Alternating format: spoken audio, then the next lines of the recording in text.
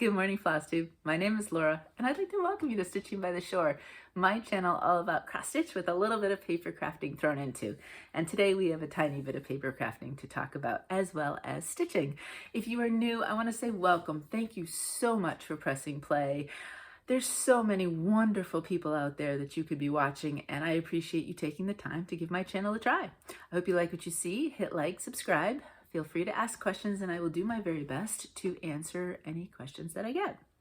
And if I don't know an answer, I will try to direct you to a place where you can get an answer. And if you're a returning stitching friend, as always, thank you so much for pressing play as well and coming back, whether it's today on Friday, which is my filming day, or for my across the world friends, usually Saturday, right? By the time I upload my videos, or whenever it is that you happen to click it on. Thank you so much.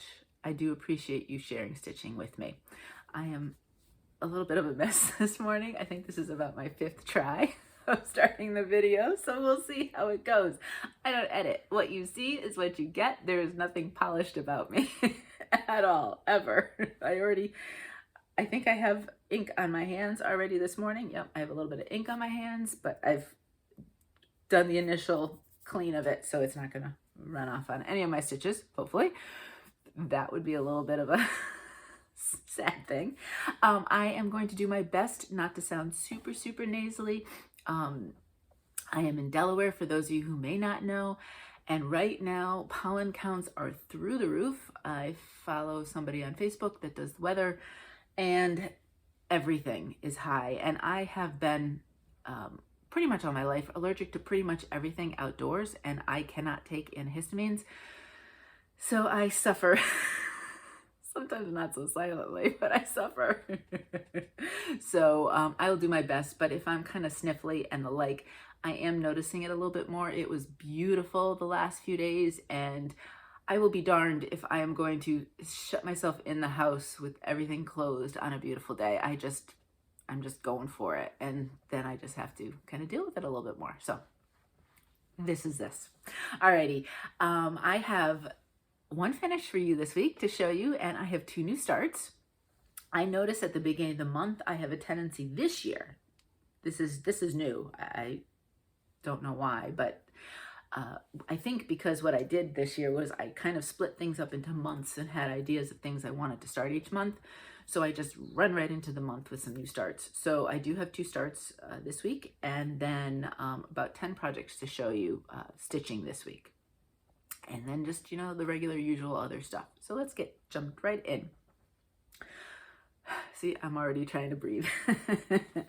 Alrighty, so let's start with my fully finished stitching project. I made a scrapbook page.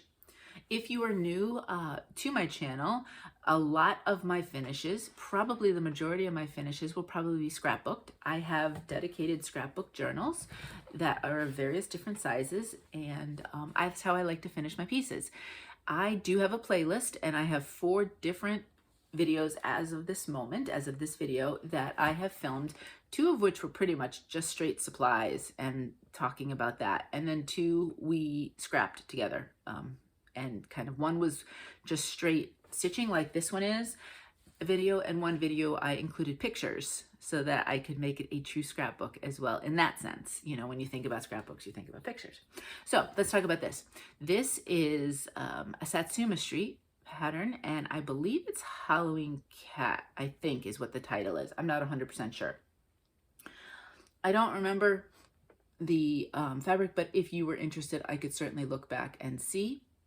Now, again, I am all about simplicity. So if you've ever seen scrapbook pages, for example, go to some galleries of scrapbook pages, and there are some beautifully, wildly creative, elaborate pages. And at one point in my life, I probably would have done some of those, but I have, the older I get, the more I simplify. I don't know. I just don't need the stuff. And that has been the case with my crafting as well. If you looked at 20 years ago, the cards I made, and then the cards I would make now, it's like 2 different people have created them, because my whole design aesthetic has really changed. Just me evolving and changing as well. So What I like about it though is I want to show you that if you want to scrapbook your pages, it doesn't have to be crazy elaborate. This is actually more than you even need to do, but I have some of the extra supplies, and so I figure I might as well use them. I'm not sure you're gonna be able to see, but if you see right there, what I did, that's a regular piece of cardstock. And then I used something called Mica Mist. This brand is Nuvo, N-U-V-O. And basically what you do is you shake it on up, you go outside, because if you're like me, you make a mess, and then you just spritz it on your cardstock. Now, I haven't necessarily mastered the technique because there's some beautiful, like misty parts, and then there's some big drops. But you know what? I figure it adds a little interest, and I'm just running with it.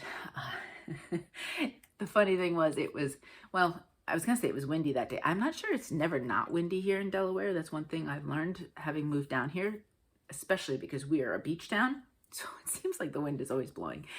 And it doesn't matter where I stand, I seem to blow this on myself as well. So maybe I need to try this with a drop cloth in the garage. Maybe that's what I'll have to do next time, and see if I can be a little bit better about the craziness of the wind. But that is a little public service announcement. Watch where the wind is when you're using this. And I figured if I didn't like how this side was, I could have just flipped it over, sprayed it again, and then just used that side. And this would have been, you would never have seen it because it would have been adhered to the back. This is just a black cardstock. Then we have this layer. What I really like to do is I do layer, as you know, if you've been around, I do layer my piece with a contrasting piece of cardstock just to give it that matte. Say you're framing, you like to matte something. That's what that is. And, oops, and there's just a little thread there. This has been interfaced on the back, and if you can't find the info, feel free to reach out, but I do have the info on the interfacing in the videos. Now, I did get asked, do the edges not fray? Yes or no? So when I cut it, sometimes the edges will fray a little bit, and I just snip them off. You'll notice here I missed a snip, so I'll go back and I'll just snip that off. This is going to go inside a page protector, and it's never really going to be touched or jostled or moved around, so I'm okay with it. And if something ever showed up, I would just take it out of the page protector, snip it, and you're good to go. The only other thing I added was I have brads, and lots of them from my paper crafting days. I loved using them, and so I just never got rid of them. I have brads, I have like the little flat back crystals. I don't do eyelets really as much. I was into eyelets a long time ago, but I think I really kind of got rid of most of those. Brads are usually my favorites, as well as the crystals. But what I ended up doing was I originally first just had this, and this is actually a nice deep eggplant purple. So I thought how perfect the colors would go with that. And I put one up there, and it just wasn't quite enough. So I just did a set of 3 down here at the opposite corner just to dry it in. And that's what it looks like. I love it. I love it. I love the colors. I love how everything mixed and matched, and it was a fun pattern. If you haven't stitched it yet, I would highly recommend it. Now, in case you are wondering, and I did show this, but I showed it in my trading card videos. Artist trading cards are another kind of paper crafting stitching technique I've combined. But I like to use something called a Japanese screw punch, and that's what it looks like. And that's how I can create, basically at the very bottom, that comes off, and it has different millimeter level holes. And when you buy the whole package, now I bought this, oh boy, 10, 15, probably over 15 years ago. So I don't really know. The place I bought it for does not exist anymore, but it's all in there. And then I have maybe about 6 to 8, I can't remember, small little tips, and I can just change the size of the hole that I want to punch. Now, the one thing I couldn't find, and I must have gotten rid of it when I moved, was I used to have, it was just a little plastic thing, and it had like different sized holes, and it could be lined up, so you could line things up evenly. I couldn't find that, so I had to do it myself. These look pretty even now, but I did have to finagle and make one of the holes lower and one a little bit closer, I think. Now, once you put the brads on, what I do is you just do this and then you hammer them. Because I wanted to make sure these didn't move, I just put some tape on the back here just to make sure now they won't move at all, because they could jostle if the hole was too big for the brad. So, and then on the back, I will put the information of the stitched piece and the fabric. And I actually have, I've got some fun ways I want to do that with some of them. So once I get that done, I'll show you. So that's my finish. That's my full finish this week. I have another piece sitting on my very cluttered craft table. And I know what kind of paper I want with it. It's a small, so it'd be like a 6x8 page. But I don't know the rest of what's going with it yet. So I just have to make my area a lot more cluttered and give it a try, see what I can do. All right, so let me put this spray over here so it's out of the way as well. I'm trying to clear things as I go. So, and thank you so much for all your support. I know scrapbooking full finishes is not for everybody. I've heard about it. But as we always can recall, there is no such thing as the cross-stitch police. And so how anybody wants to do their finishes is really up to them and what feels right to them. If it is something you're interested in, feel free to check out my playlist or ask me questions. I'd be happy to answer any. And I had a lovely comment of somebody who said that their family is on the opposite side of the world. And to stitch something and send it is truly very expensive. And the idea that they could stitch something for their family and multiple things for their family, put it in a scrapbook, it would be a wonderful memory for them. So I loved that idea, and just another way to think about it. So that's it. I'm off of my scrapbooking soapbox. Excuse me. Alrighty, so here we go. My first stitch piece this week, I worked on Beesy Spring. And this is from Cottage Garden Samplings. It is you think I'd know by now, number 5 in the A Time for All Seasons series a couple of years ago, 2021. So fun. And I changed up the fabric, of course. Well, I shouldn't say it. Well, I guess I could say, of course. There are a few times where I do kind of look towards the suggested. I mean, I hardly ever use the suggested because it's usually a 28 head higher and I do the 18 count, but I do use it as a guidance sometimes. This one, though, I did change up. And here we go. I finally cut this. This piece was so big and it was driving me nuts. So I ended up finally cutting the fabric down. This is 18 count light Seaglass from To Die For Fabrics. And doesn't look like much, but I started in on that. It's huge. It's fun because if you'll see, there's different blocks of colors, and in some cases you can repeat them or whatever. I think I had to finish off the greenery here too. I do think I had to do some more leaves. I think I had about 6 more leaves. So that had to get done first, and then I worked on that. But I'm really, really enjoying it. I don't necessarily think I'm going to do all 12. I do have the summer one, which I definitely want to do. And I think that's on my list to start in August, if I remember correctly. But these are fun, and there's quite a few that I do like. So you will see more of these. I have the Thanksgiving one started. The turkey started. I did that last year. So there'll be more along the way. But that one was that. Lots of fun. The bee is super cute. And the bee itself, say you had a summer tree and you wanted to put an ornament, the bee would be super cute to stitch on its own and make it part of its summer ornament. In fact, maybe I'll do that at some point. I like that idea. And if you want, remember last year in my are they killer bees? I think they're called killer bees, Killer Bee Saga. They have to have like red stripes along them. I could always commemorate that with a red stripe. I don't think we're going to get them this year because we ended up having our beds, a flower bed area dug up, and the bees, those types of bees stay underground and then come up a certain time of year.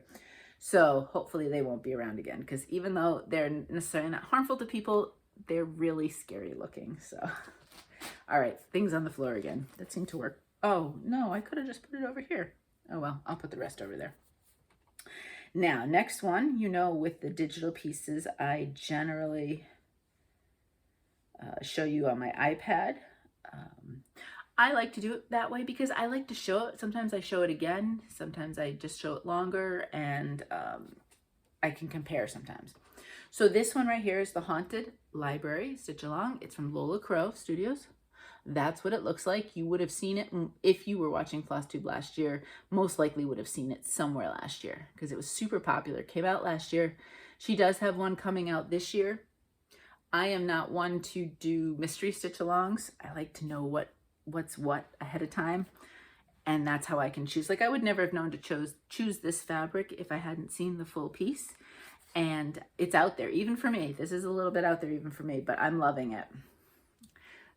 And it's a little bit floppier than, so I don't know. No, I'll just do it like this and just hold it kind of funny, but there we go. This is 18 Count Imagine from Mystic Fabrics. I want to say it was a fabric of the month. I'm no longer in her fabric of the month. Brandy is my long-standing fabric of the month, but then I kind of rotate other people and go in and out of fabric of the month. So I spent a year or two on Misty's, and that's where this came from. It could very well be, though, part of her regular line. I'm not 100% sure. It is as modeled as you are seeing, yes, which is what is a little departure from me. I love hand-dyed fabrics. I don't necessarily know what to do with them when they're this modeled, but I thought with this pattern, and some of it's going to be filled in, and it's supposed to be spooky and haunted, that I thought it would be a lot of fun. And I worked on both sides. I worked on a lot of books and just like a lot of little extras, and I did work on some of the structure, I think, over here as well. I'm doing structure in between all of the other stuff just to kind of build it as we go. It's beautiful. I love, if you see, oh, I have one section I didn't stitch yet. We'll go over here. Look at all the different sections and pieces, and it's just beautiful how it's built. And I am super enjoying this. Actually, I could just go like this. There'll be lots of little pieces and color changes, but I'm okay with that because it's just so much fun. Every time you stitch something, you're kind of like, oh, that's a book. Or, you know, that's the Telltale Heart from Edgar Allan Poe, or whatever happens to be. So it's a lot of fun. I know, besides myself, Beth, the Steadfast Stitcher, is stitching this. And I think Sarah stitches. Sarah, are you stitching this as well? I've just blanked out. I'm almost sure Sarah is stitching this as well. I know she is stitching something else I'm going to show you. So I get kind of confused who's doing what. But I know for a fact Beth is, because once Beth said she was going to start it this year for her 60 and 60, I jumped on board and decided to stitch it with her. So there you go. That is Haunted Library. I don't necessarily think you will see that this week. I rotate my stitches. I don't have particular plans. Even though I do loose games, I keep them fairly low-key and non-stressful without a lot of pressure on myself. So sometimes I gear things towards maybe one of the stitching games, but I don't necessarily let myself be led by them, type of thing. Okay, now this next one, oh, that's right, I have to go back this way. This is my full coverage that I did this week. You have not seen this one in quite some time. It is fairly confetti heavy where I am at the moment. I'm not sure if it will continue to be that way. This was the very first full coverage I ever chose to stitch. I knew nothing about stitching full coverage. I still am a novice about, even though I have over a dozen full coverages, I still am no expert. This one right here, I mean, you can guess. It's called Ocean Village 1. There is an Ocean Village 2, which I do have, but I have no idea if I'll ever stitch it. It's basically the other side of the road, so it would be really cool to have them both showing where you have one and then the other, but it's a lot. It is a lot. There's probably 120 colors in this one. Again, I didn't know what I was doing. In fact, when I started stitching this, I tried to do it without making a working copy or anything. I learned very fast that that was not going to work. This is from the store on Etsy. It's called Maxispatterns. And her design is more, it's more the kind of blurry sort of look. Do you know what I mean? As opposed to crisp, clear lines. So it's almost something if you look at from a distance, you see it better. and I am stuck up in this corner. I did try to go a little bit across skywise, but I didn't get all the way across. So what you'll see is not a ton. I mean, this is how wide it's going to be, but I am only got to this part right here. I have found that I do like to go across the top and or down the left side. I think even though I count and I double count and I triple count myself before I cut, I obviously didn't on one of my full coverages. And there's been a few times where my cutting, I'll say, I don't know what you were thinking, Laura. So now I feel like almost subconsciously I do that just to kind of double check myself before I get truly invested. You haven't seen this. Well, you would have seen it in my Project Parade, but I don't think you saw it all of 2022. It's not a bad stitch, but what I'm realizing when I've done more and more charts is that it's small, but then so are some of the others. But the symbols are letters, but some of them in circles, some of them are in squares, and just there's different symbols that I find that I am having trouble distinguishing at times, if you know what I mean. And I have Markup RXP. This one has already been started, so I'm not exactly sure how that would work, being able to put, like I didn't know anything about that kind of stuff in the beginning, and I just did by paper like I do with all of mine. And so I have good chunks of it stitched. So I'd have to figure out if there was a way I could just moving forward put it on, because I think it would be a lot easier if I do it from my iPad. But I worked my way all the way across. I did all of that, and then I have been filling in confetti, so you're not going to necessarily notice, but I now have a nice big chunk that has no holes, but as you can see, there's tons of confetti still here to do. And then I brought kind of this kind of down, and then I started to fill it in. If I found a color here, then I would go back and fill it in there. 18 count white Aida, 2 strands over 1, full cross is how I like to do my full coverages. Again, it's pretty much the only way I know. I'm an 18 count Aida girl. I have used 16 and I have used 20, but 18 is the spot that I like. And so that's just what I've been going with. Now, I know I will not be able to work on this week. So we will see. It didn't get the full 1,000 that I would like for my full coverages to get before I move on. But I have a feeling, especially right now, I'm always kind of a little headachy, and I think I'm straining a little bit trying to see this one and distinguish the symbols. So I might call it here and just put it aside for now. But I did give it, with my full coverages, I do try to do at 100 stitches a day. Doesn't always work if there's a ton of confetti, because I don't want to, unless I'm giving it all day. But, I have this, I have my 25/7, I have other pieces I want to do. So in the course of a day, if I'm lucky, I can touch multiple projects and just kind of change things up. So even though it got a week's worth of time, I didn't, because usually I do 100, but I try sometimes to do 150 if there's blocks and stuff. So even in a week, I can almost get 1,000 stitches on my full coverage. And that just didn't happen there. So I think that one will go away for a little while. But I don't want to necessarily stop it. I just have to come up with maybe a better plan on that one. All right, now, I mentioned my 25/7 piece. I am stitching. So Helen D finished this piece, and she showed it framed in her last Flosstube, which looks so good. And so now I'm like, that's it. I have got to just get myself in gear and get moving on it. So I decided that this would be a focus piece for me in the month of April. I have no idea if it'll get finished in April. I suspect not necessarily, because this is full coverage, and there's a lot of color changes. So even though I did it every day this week, even I am not sure it looks much different, even though I know it probably got 100 stitches a day almost. It still looks pretty much the same.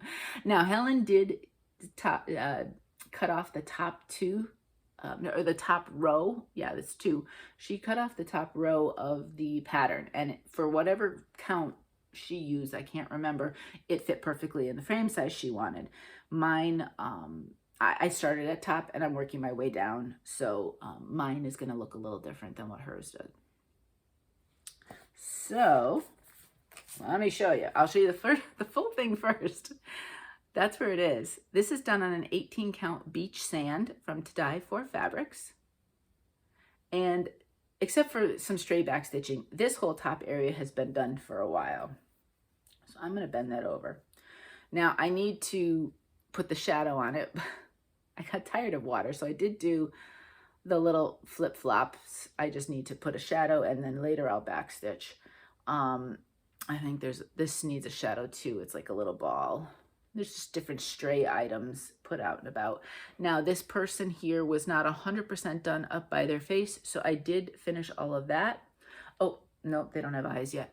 And then what I've been mostly doing is usually I do, when I'm doing the water, I do about 3 strands is what, it's probably maybe 35/7.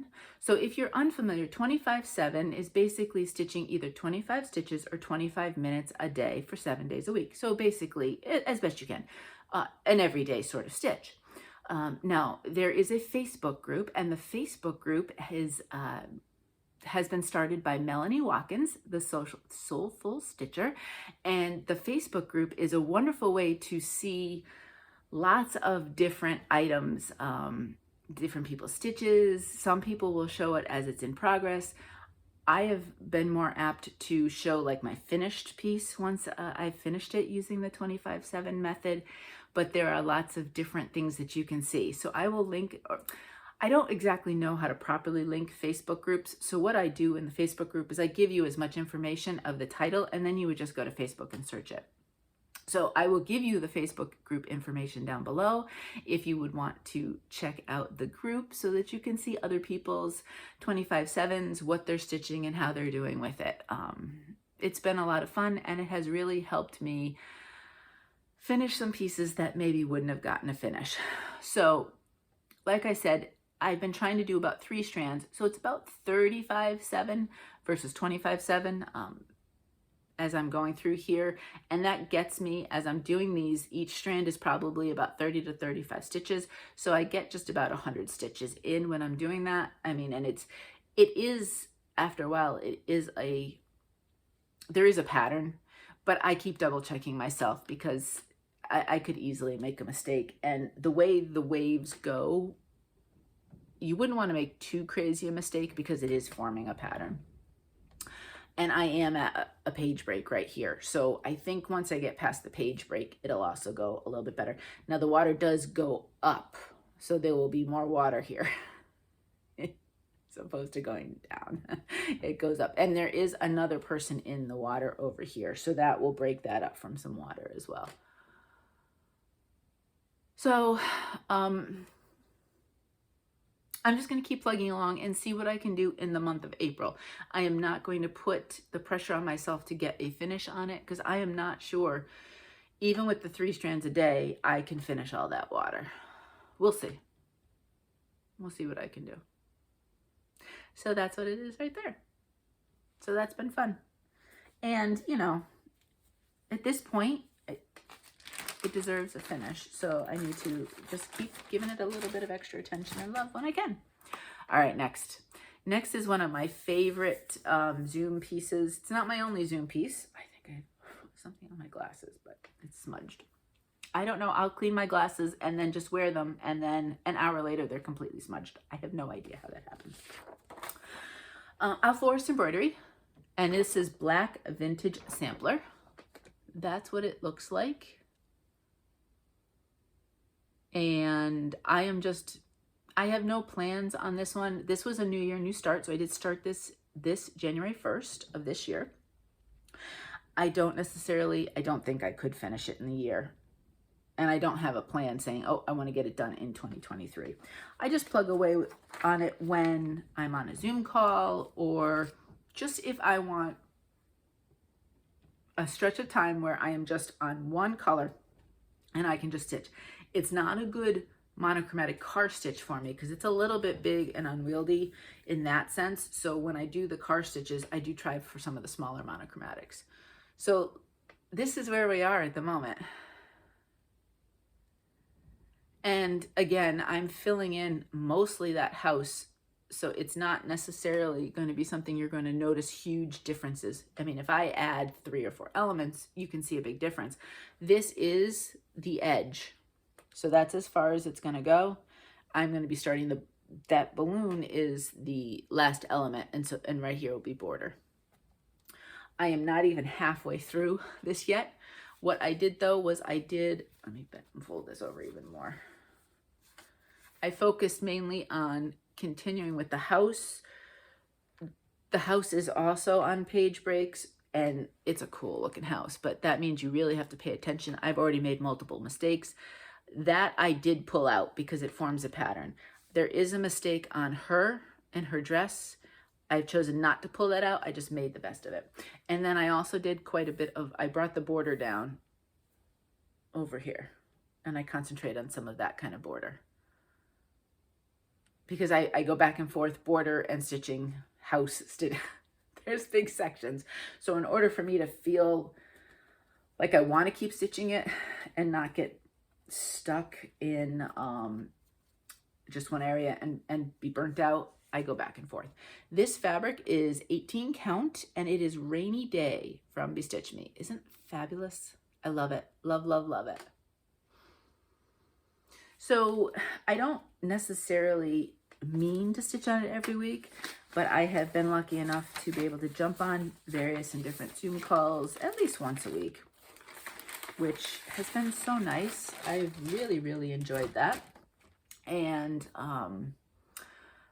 so it's just one of them I happen to pull out when I Zoom. So I'm sure you'll see it on a fairly regular basis, as long as I can keep chatting with other stitchers. All right, now this next one is a finish, so I'm not even gonna show you the original, but I got my winter Quaker done. Not a surprise, because I had this house left. That was it. So it is done. I think this was a car stitch. In fact, yes, this was a car stitch last Saturday, and I was able to stitch this in the car. It took us a good 2.5 hours to get up to Pennsylvania because the weather was kind of crummy. So I had plenty of stitching time and I got that done.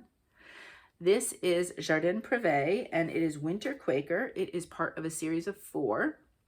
And this is 18 count Sky from Atomic Ranch. So I'm going to show you, for example, I have two seasons done. This is what I have so far.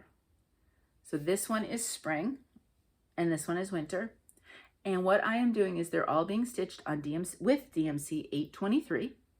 And I'm using bright colors for each and every one of them. And that, I decided it by, this was a nice bright pink. So I said, let's go with that. And my summer is in a bright yellow, which you'll see in plans, because now that this one is finished, that will be the next one. And then I said, let's just keep going. We have the bright blue. And I haven't decided, all right, I'm gonna put this over here because that goes back in the drawer. I haven't decided the color for the autumn one. That was the only one that never got started. I jumped from summer. Once that summer to then I was stitching on it through the fall because I think I was trying to get it done and I kind of made a bunch of mistakes. So it was going a little slower than usual. And I still see, I'm seeing a little smudge and it's just aggravating my eyes. There we go. All of you with glasses, you get it. Summer was going kind of slow, so when winter came out, I decided just to stitch for the season with that one.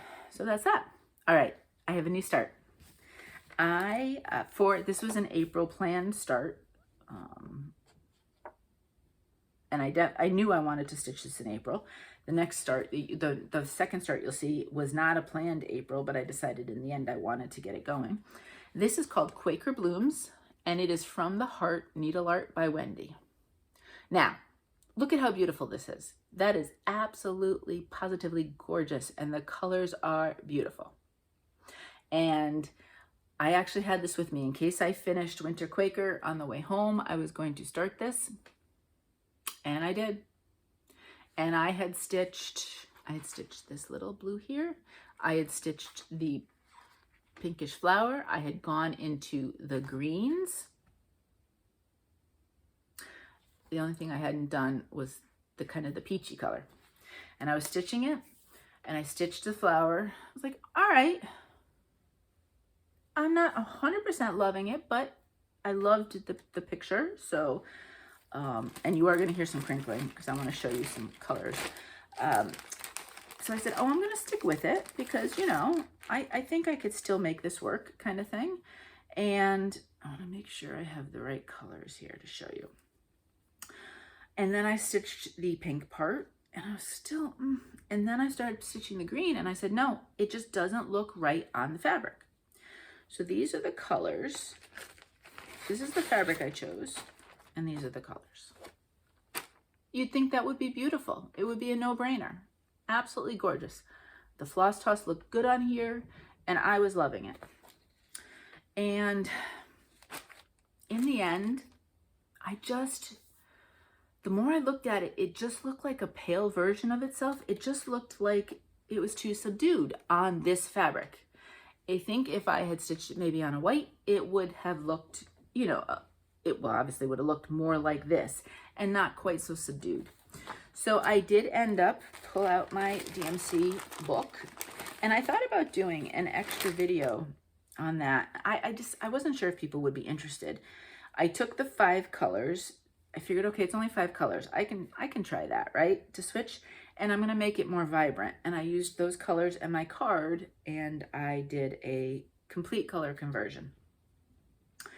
And let me see, against the fabric, let me do it like this. These are the new colors. So I don't know if I can, as best I can. You're not gonna be able to see all of them, I don't think, maybe.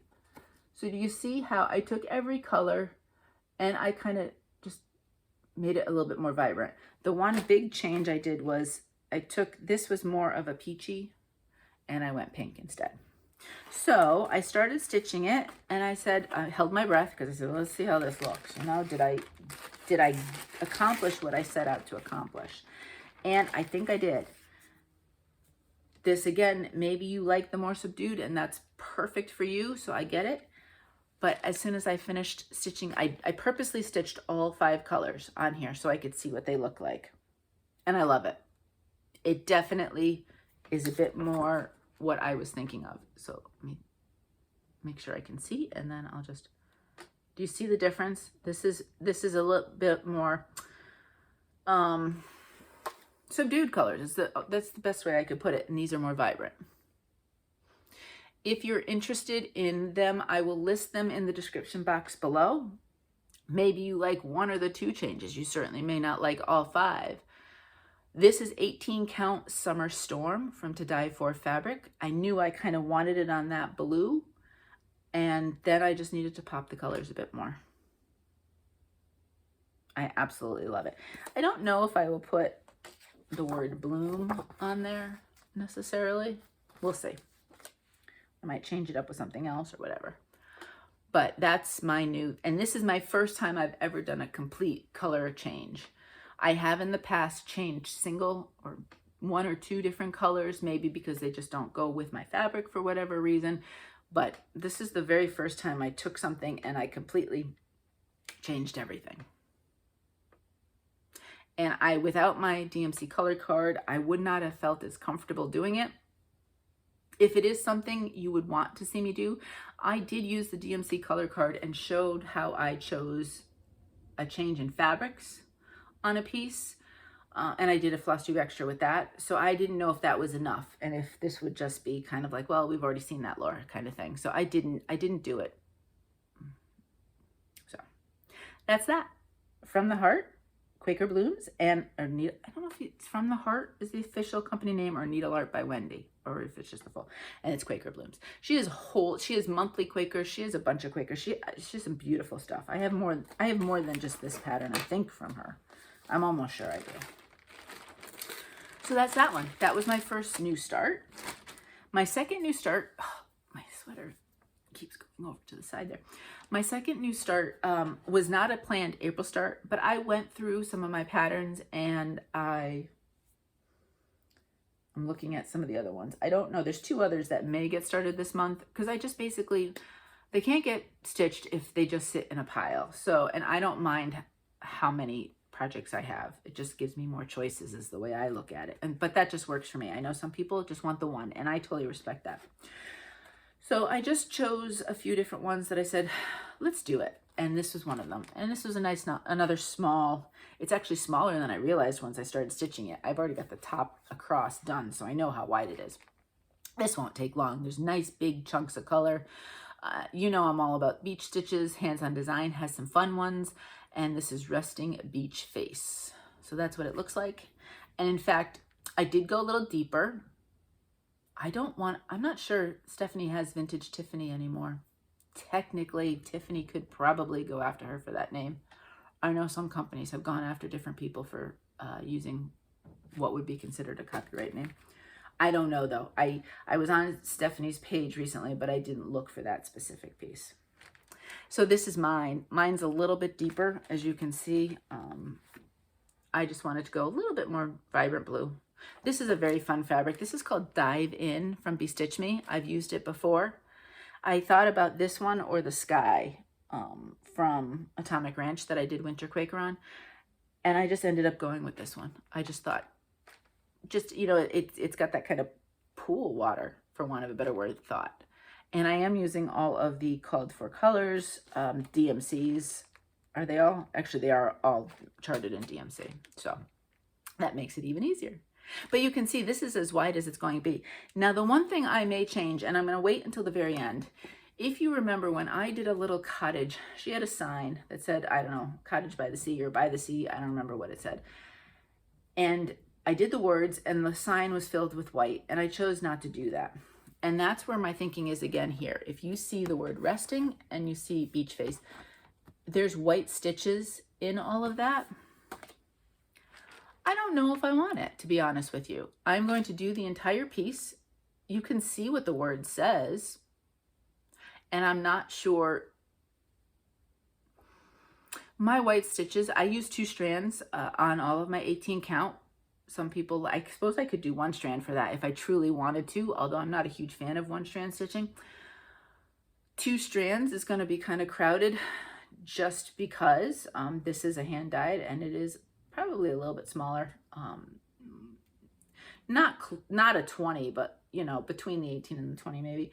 So I don't really know if it needs it or if I want to do it. That might be the only change that you'll see. Everything else I plan on doing full.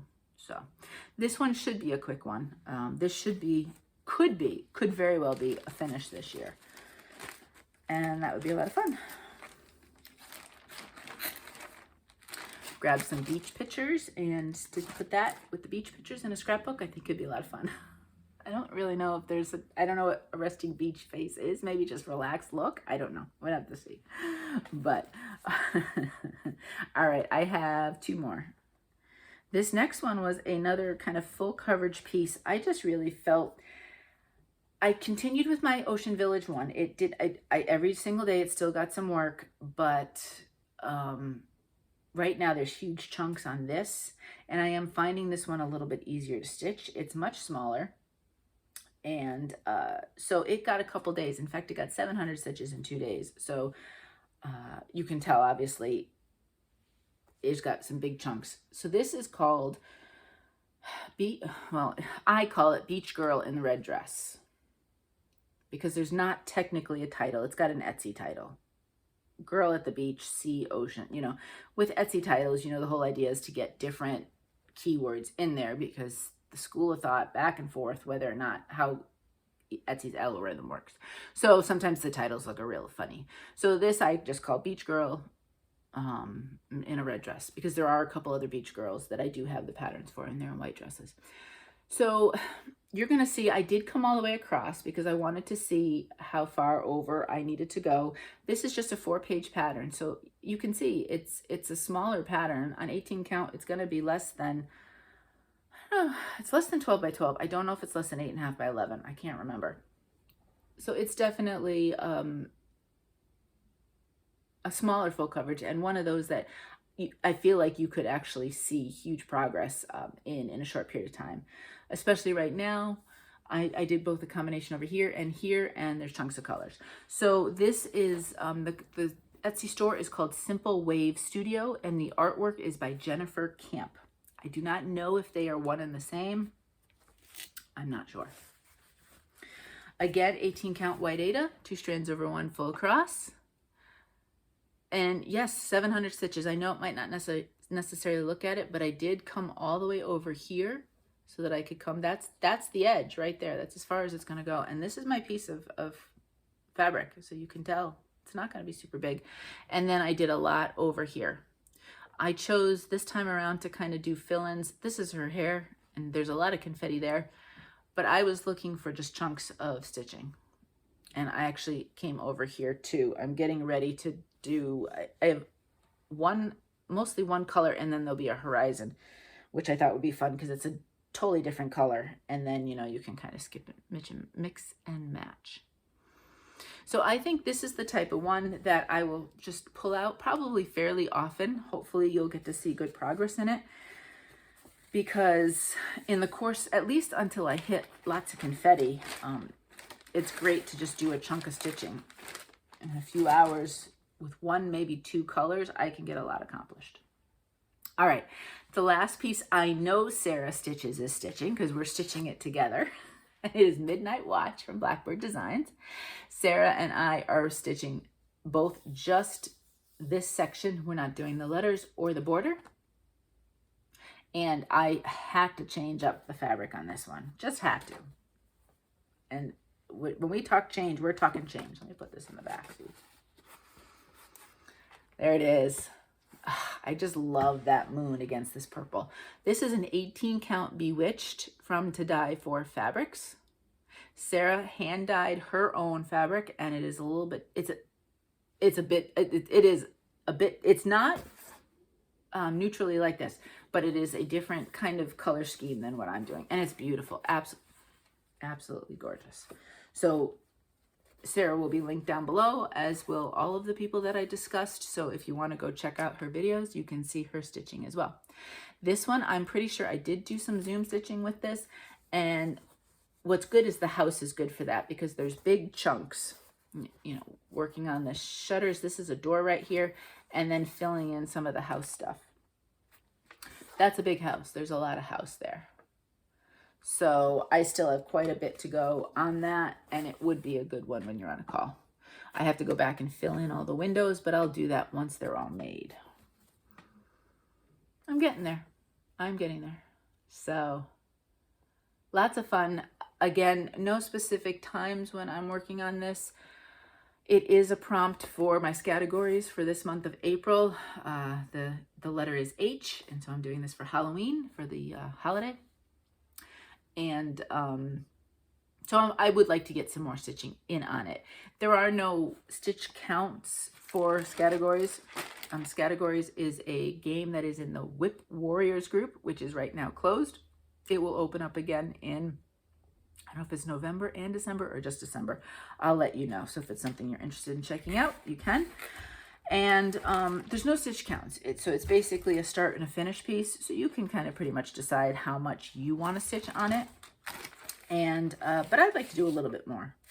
If I've got it out for the month and there's good chunks, I'm not going to say I could finish the house, but it would be kind of nice to get closer to a house finish. The whole piece is not going to get done. My plans, the one I know for sure is Summer Quaker. This is the Jardin Prive Summer Quaker version. If you see on the back, that's what it looks like. I have both.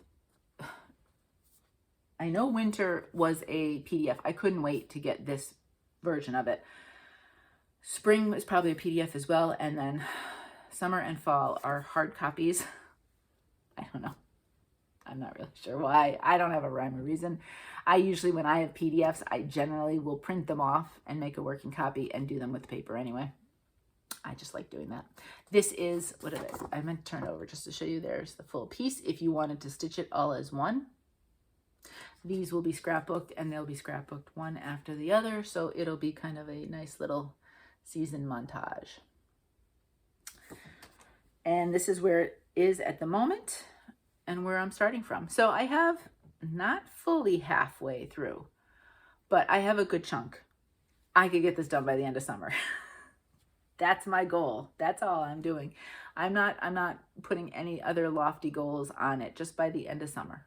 And I think that is completely doable. So there we go. I can't remember. It's a Bestitchme. I can't remember what the fabric is. I do have some car stitching this weekend, so I will probably put this in the bag for me to stitch on, and so you'll see it next week, and you'll get the name then. It was, I'm pretty sure, a fabric of the month from Bestitchme. So that's that. Alrighty, so otherwise plans just very loosey-goosey. Whatever I feel like it, I will stitch. So there you go.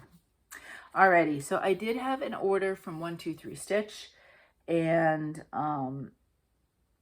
it actually came in 2 parts. They had one, I had ordered DMC, which is already away. I had ordered some needles, which are already kind of put away. And I ordered a couple charts. One came later than the other, but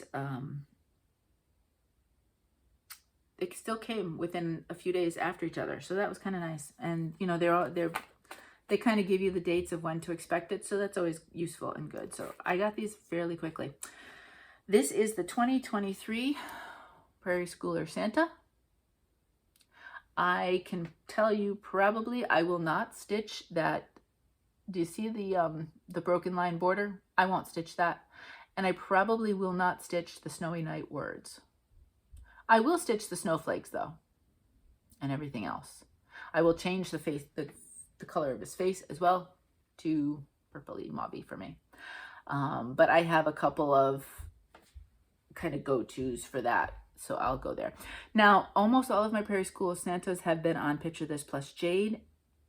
I think I'm done with the Jade, so I have to figure out another color scheme. It'd be fun to have some maybe now in another color scheme. So I'll have to think about it. I mean, I could always do like a blue wintry, right? Especially with all the snowflakes here. Maybe I'll do something like that. We'll see. So what's even more exciting, you're not going to see it this week, but I did buy 2. So I will do one of these as a giveaway for you all if you are interested at some point in stitching this. But like I said, I already have a plan for this week. Alrighty. And then the other thing that came, it came a little bit later. I had it as an Etsy favorite from the store itself, and it was just going to be a PDF.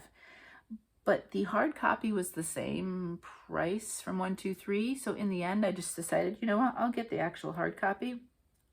Hard copies are fun because sometimes if I'm done with some of them I keep, and they may become giveaways down the road. Some I do a giveaway right away. So it's nice to have that. PDFs, I can't unfortunately do giveaways with those. So when all else is being equal, I'll usually get the hard copy.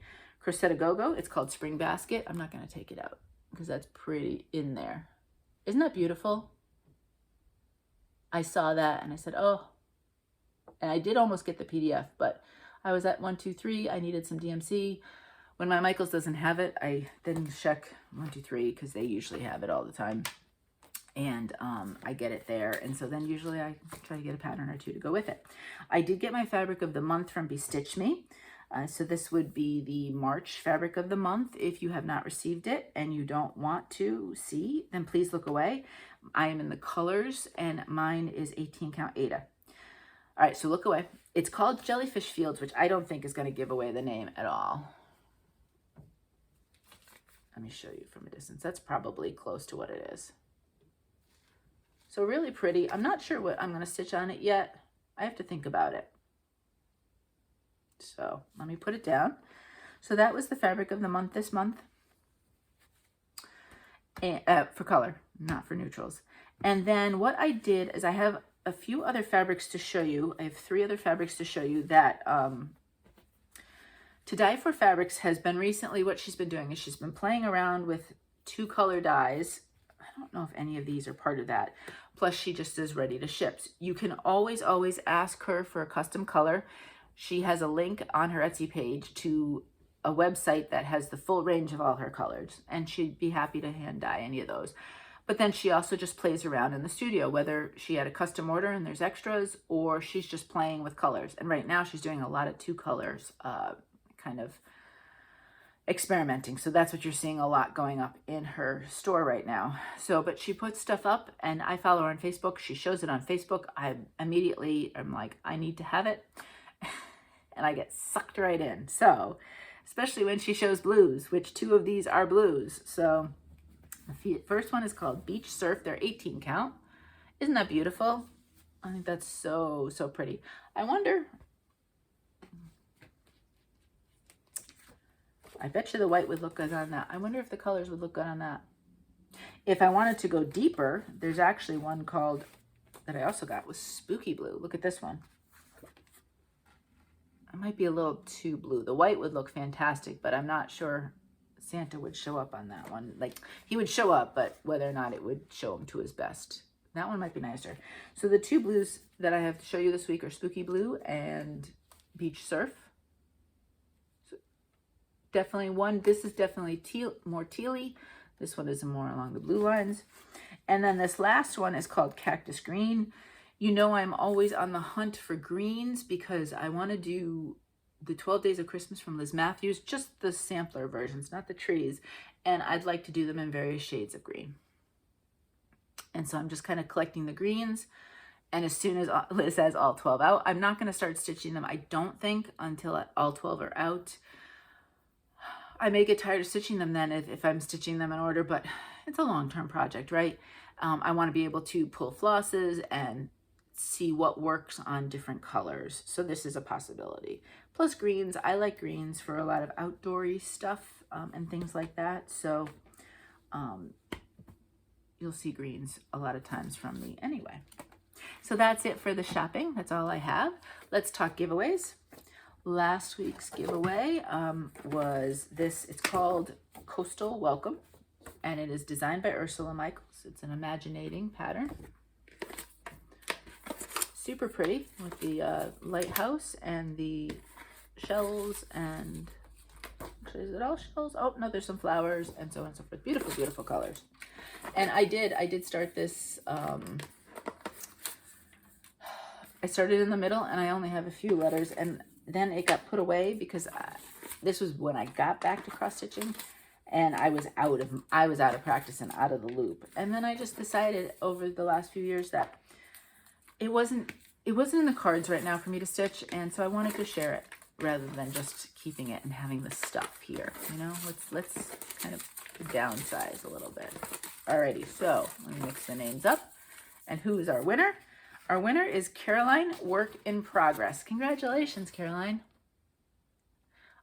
If you could give me your address. I'm almost sure I've sent you something before, but I don't, if you could just, I don't remember 100%. Sometimes I don't remember if I've seen the names just from comments as I respond to comments, or if they were winners previously. So I always ask, even if you're a previous winner, if you could send me your address again. Sometimes you've moved, right? But also just to kind of make sure I've got everything correct.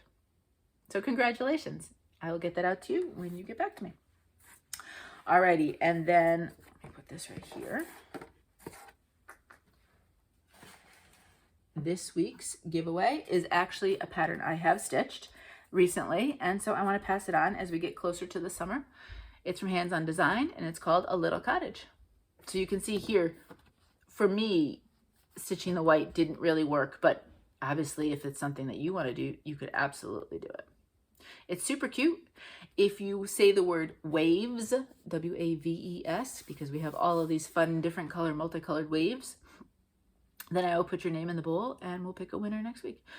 As always, I try it. There's, you know, I mean, it did get used, so there is a little bend in the corner, but otherwise it is in perfect condition. And I made a working copy of this, so, you know, it was just from being carried back and forth and showing it when I was doing it.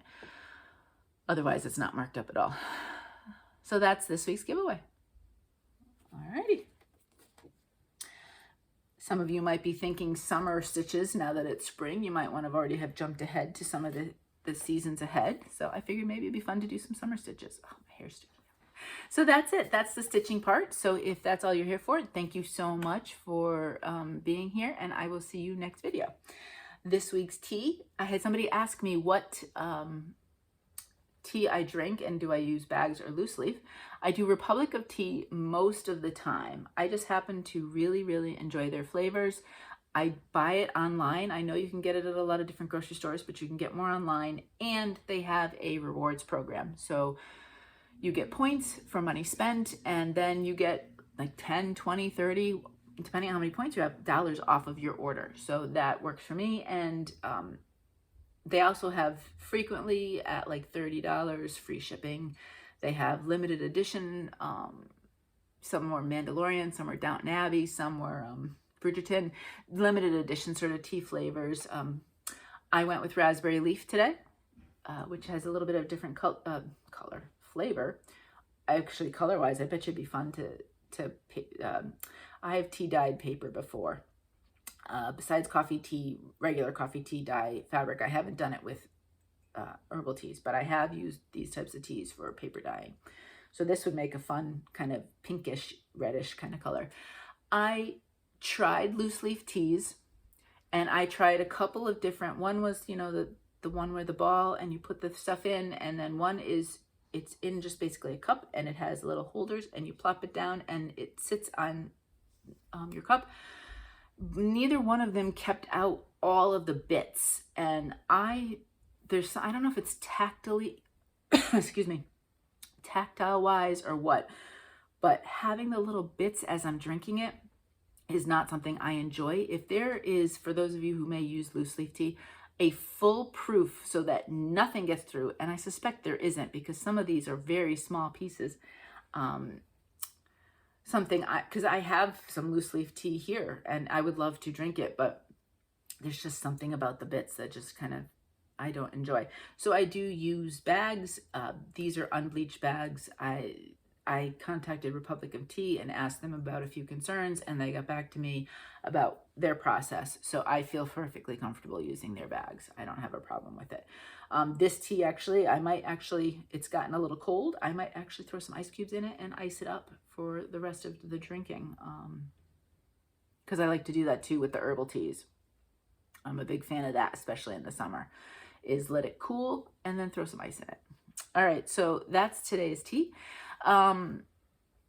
So Saturday we went up, that's when I had my car stitching. We went up to Bryn Mawr for Megan's game. They lost, and they tried, they really did. And, I actually was, because, you know, I'm a mom, right? And I just get mad sometimes when some things are not called, and you know, some teams are more aggressive than others, right? I mean, it's just the nature. It's however they're coached up. And this was a fairly aggressive team, and you know, when my daughter's getting kind of wailed on a little bit, I get upset. So sometimes I actually prefer watching the games on the streaming TV because it's not as close and I don't get as upset. But it is the way it is, and you know, it's her last season, so we're doing the best we can to support her and be at her games. What I did not like, and I was very, very disappointed, was at the end of the game, so you have the field and the players' benches are on the opposite side of where we sit. Bryn Mawr does not have a big stadium. They have some, we were standing actually for the game, I believe. I don't even think we sat. I don't think we brought our stadium chairs. But, and they're across the side and they're in the corner. So you have the field and then you have a little tiny hill. So to give the distance, you know what I mean? Over a width of a football field, because it's the same basic width, right? After the game, we could hear the coach screaming at the girls. The coach didn't feel like the girls were acting in a way, that the girls were embarrassing the coaches, and the coach actually swore at them.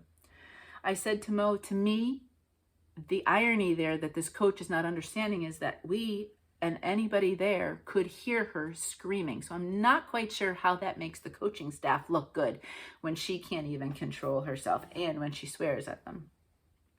I mean, obviously things are said when, you know, parents can't necessarily hear. I mean, I did hear Dad say, well, I've heard worse than that. I'm just not sure, you know, like I've heard worse than that when I was playing. Well, this dad is probably in his 50s. Times were a little different. Plus, if you're saying you do not want to embarrass the program, I don't think that's the way not to embarrass the program. Megan did tell me later that there were a couple of recruits at the game, and I can tell you, if I was a parent and I was there with my daughter as a recruit, I would be second guessing this school quite a bit. So that was a little disappointing. I mean, Megan is 21. It will be 22 this year. So she's been through it all. She's seen it, heard it, done it kind of thing. So she came out, she was just more frustrated because the coach wasn't listening to her when she had things to say. So she wasn't necessarily upset by that because, again, she's seen it. But the frustration at this point, there's a month left. So she's just doing her best and, you know, putting her best towards for the team. And then, you know, she can move on. I always say, if nothing else, it's life lessons. You're going to end up with bosses that are maybe unreasonable, maybe immature. Clearly, this is partly an immaturity that you can't control yourself. You're going to deal with that. So if she's already seen it and experienced it, she can, you know, learn how to deal with it and advocate for herself with somebody like that. That's the way we look at it. On the way home was an adventure. We stayed and talked for a little bit, came home. So it was funny. On the way up, it poured the whole way. In fact, we were late. We got there just as the game was starting. Took us at least 2.5 hours because of the weather and some traffic and so on and so forth. We get there as soon as the game starts. Everything cleared up. The sun came out. I actually have a sun umbrella that can be for rain or sun. Excuse me. So I had the sun umbrella all because I didn't put sunscreen on. It was raining. I didn't expect it to be sunny. So it worked out quite well, actually. And then on the way home, the weather started to turn again, and, you know, it would rain, the sun would be out from a distance, we'd see rainbows. It was kind of the funniest thing. And about 40 minutes away from home, both our phones just started blaring tornado warnings, for Sussex County. I don't know if it was any other places in Delaware. There's only 3 counties in Delaware, top, middle, and the lower, and Sussex is the lowest county. Sussex County was having tornado warnings until, I don't know, 9 or 10 o'clock. I'm not even sure what time it was. And so we were clearly within that time frame. Now, Delaware is flat. There was nowhere to go for shelter, so to speak. So I was pretty much like, you drive, I'll keep a watch of things. We were very lucky. Nothing materialized where we were, and we got home safely. Some rain, but not a ton. When we did get home about that evening, the thunderstorms really did roll in heavily. The lightning, it was almost like somebody was flickering a light on and off in the sky. It wasn't even just streaks. It was just the sky just kept lighting up, and the wind was howling. The rain was howling. It was a heavy thunderstorm. Unfortunately, they're about half an hour from us. There was a tornado that touched down, and sadly, one person did lose their life. And there was a swath of destruction, as tornadoes are wont to do. But we were lucky, and we did not get any of that our way. So all was well. Thank you. You know, I know that I did get some people reach out and ask if I was okay because they had heard about tornadoes in that area. So thank you very much for thinking about me. And then yesterday we were getting some thunderstorms again, and there was a slight chance of tornadoes in our area again. Thank you to the friend who reached out and made sure I was all right again.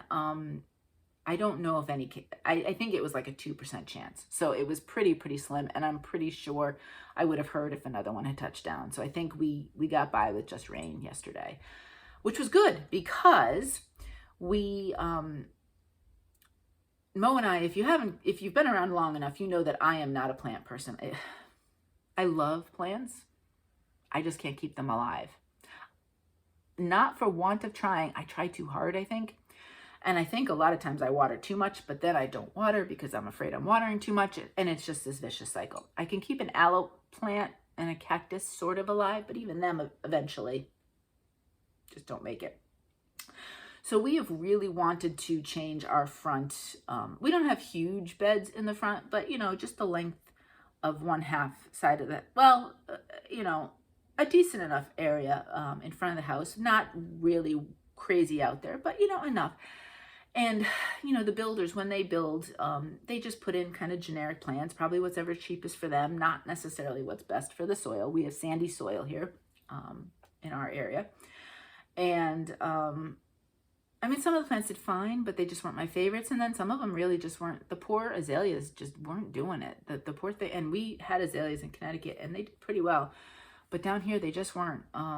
They weren't doing well. And so we actually had a company come in, and I asked this guy was an expert plants.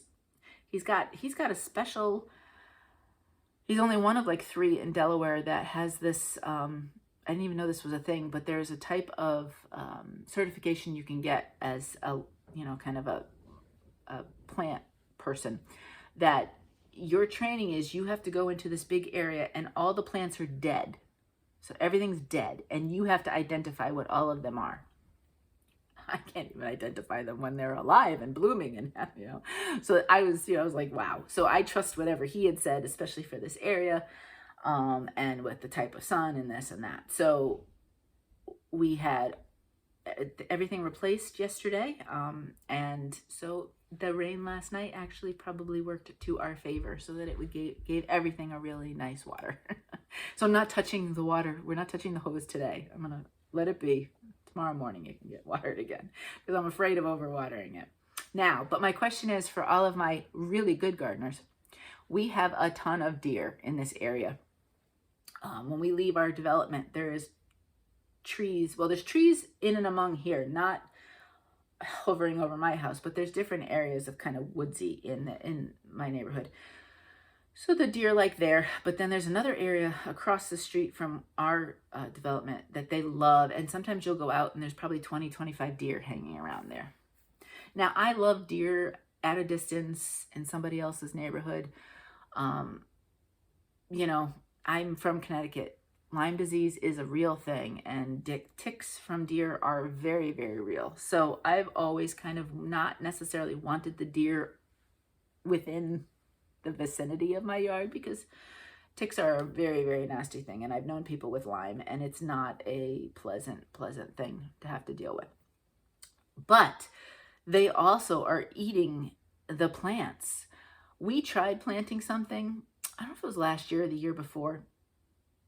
I want to say 2 days later, the area was completely clear. You wouldn't have known there was a plant there. They ate it all. Then I had extra marigolds last year. I had put them in the window box. I planted them. I said, oh, let's just put them on the, in the bed. They ate all the tops of the marigolds. And neighbors are telling me that they're eating things even that are technically deer that they don't like. So we did some research last night,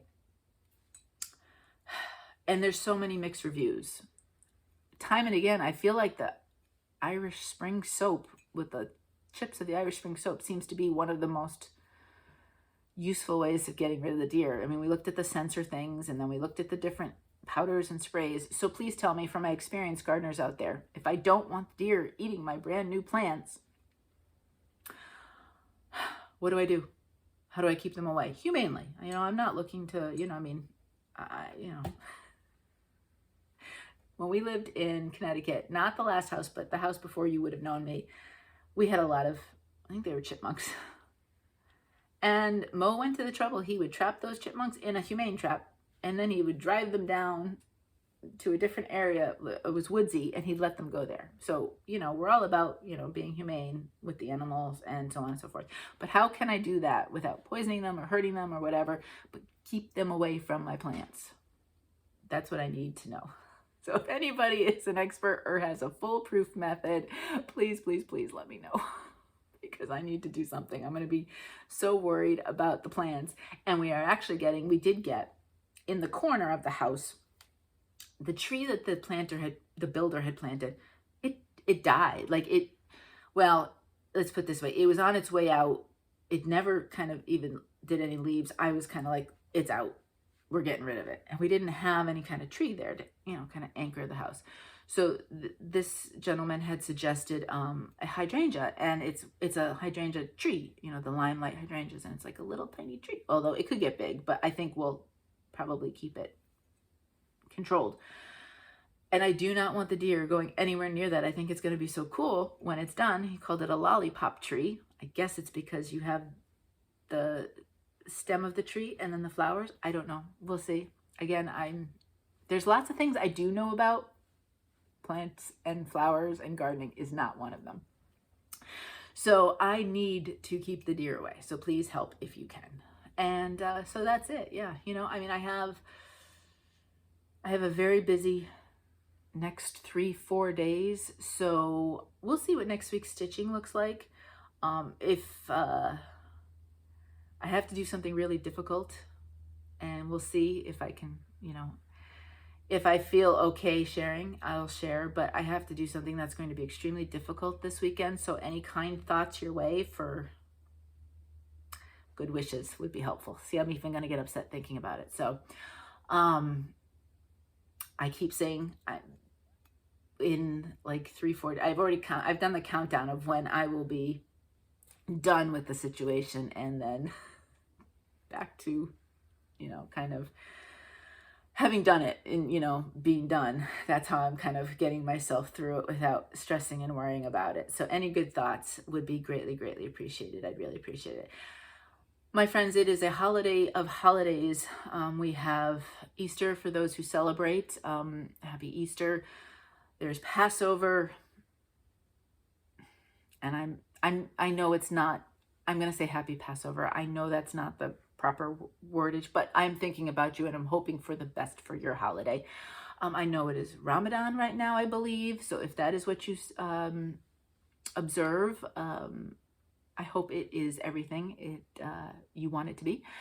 And I don't know if there's I feel like my calendar had said another holiday, but I'm kind of blanking out on that. So it is just a very, very kind of big holiday series of days with family. So hopefully maybe you get together with family, or maybe you just take some time for yourself because you have a little bit of extra time. You know, I am all about self-care, and that's how I like to finish things. That please, please, I hope you're well. I hope you're safe. I hope you're taking care of yourself.